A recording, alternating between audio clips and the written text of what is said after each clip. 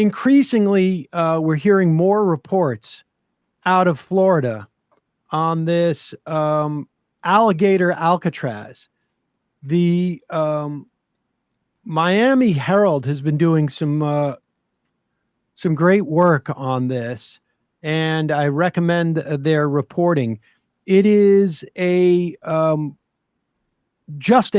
this is a concentration camp, and it is I mean, in dismal shape. According to the Miami Herald, hundreds at Alligator Alcatraz have no criminal charges. This is supposedly a detention facility that both Florida state and federal officials have characterized as the place where, quote, vicious and deranged psychopaths are sent before they get deported. There are 250 people there who have only immigration violations, but no criminal convictions or pending charges in the U.S. The data is based on a list of more than 700 people who are being held under tents and in chain link cells at Florida's pop-up detention center in the Everglades, or appear slated for transfer there.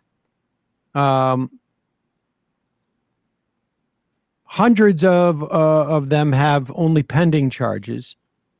The records don't disclose the nature of those alleged allegations. So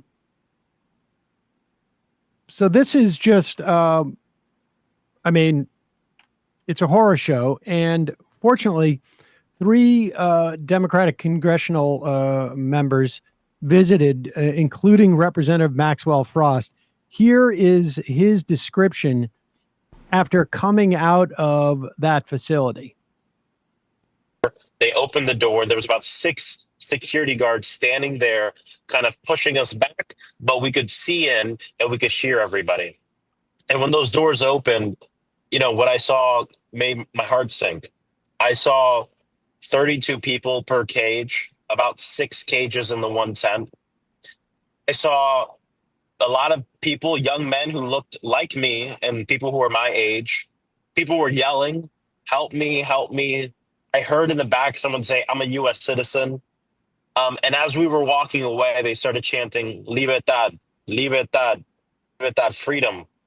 And looking into these cages, you could see, of course, it was warm and hot within the tent. People were sweating.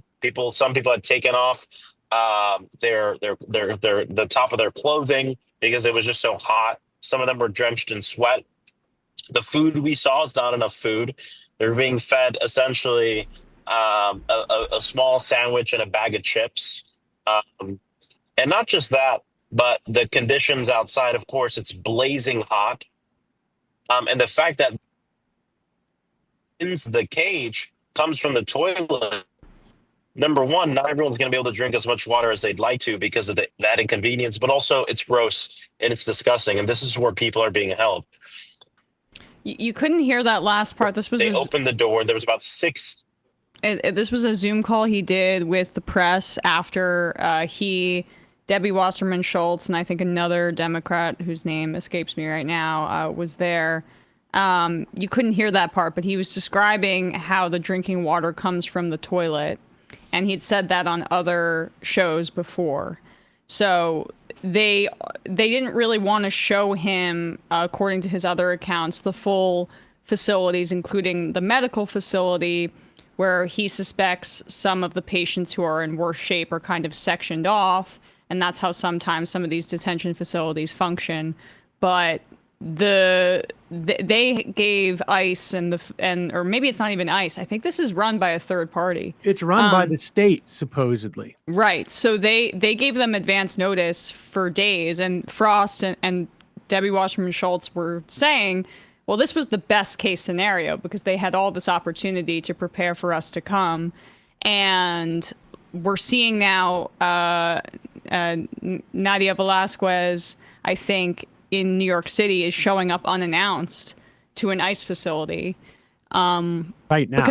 But right now, at least as of an hour ago, because if that's the best it looks, I mean, we're talking a torture chamber and a concentration camp, and we're hearing accounts that they're borrowing tactics from the concentration camp CCOT in El Salvador, including keeping the blaring fluorescent lights on 24 hours a day and housing dozens of people in small cages all together.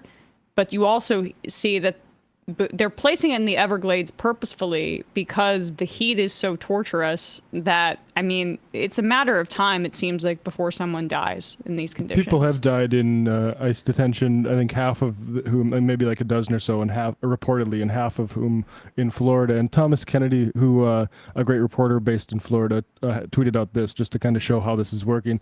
Texas-based company gave $10,000 to Florida's Republican Party days before getting state contracts to help with transportation at a state-run detention facility for migrants in the Everglades. And Kennedy has also pointed out a lot of these trucking companies will duct tape over their company's logo as they're helping to set this stuff up. You're not proud about this?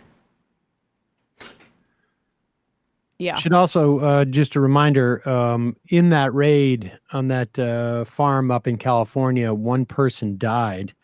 He was trying to escape. I think it was a 57-year-old man who's been in the country for about, I think it was 20 years. Had been working at that farm for 10 years. Had been working at the farm for 10. And was no danger to anybody. I mean... Fellow broke his neck in the panic. Yep. He was sending money, working and sending money to his daughter and wife who were still in Mexico.